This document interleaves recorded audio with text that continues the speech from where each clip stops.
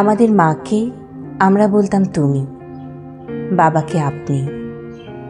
আমাদের মা গরিব প্রজার মতো দাঁড়াতো বাবার সামনে। কথা বলতে গিয়ে কখনোই কথা শেষ করে উঠতে পারতো না। আমাদের মাকে বাবার সামনে এমন তুচ্ছ দেখাতো যে মাকে আপনি বলার কথা আমাদের কোনোদিন মনেই হয়নি। আমাদের মা আমাদের থেকে বড় ছিল, কিন্তু ছিল আমাদের সমান। আমাদের মা ছিল আমাদের শ্রেণীর, আমাদের বর্ণের, আমাদের গোত্রের। বাবা ছিলেন অনেকটা আল্লাহর মতো, তার জ্যোতি দেখলেই আমরা সেজদা দিতাম। বাবা ছিলেন অনেকটা সিংহের মতো, তার গর্জনে আমরা কাঁপতে থাকতাম।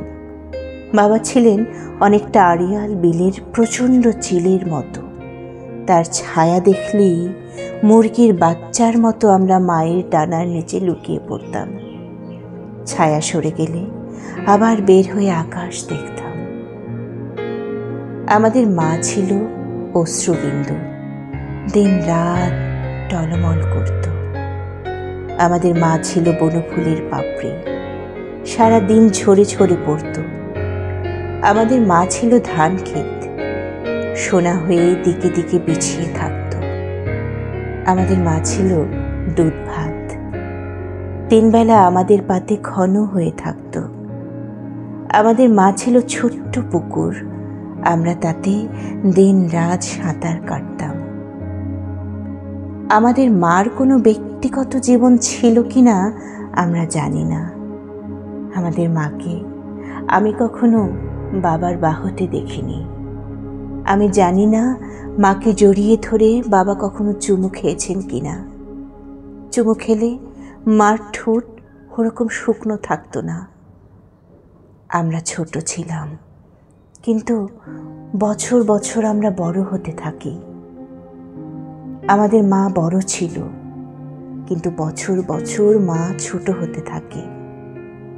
ষষ্ঠ শ্রেণীতে পড়ার সময়ও আমি ভয় পেয়ে মাকে জড়িয়ে ধরতাম। সপ্তম শ্রেণীতে ওঠার পর ভয় পেয়ে মা একদিন আমাকে জড়িয়ে ধরে। আমাদের মা দিন দিন ছোট হতে থাকে, আমাদের মা দিন দিন ভয় পেতে থাকে। আমাদের মা আর বনফুলের পাপড়ি নয়, সারাদিন ঝরে ঝরে পড়ে না। আমাদের মা আর ধান ক্ষেত নয়, সোনা হয়ে বিছিয়ে থাকে না। আমাদের মা আর দুধ ভাত নয়, আমরা আর দুধ ভাত পছন্দ করি না।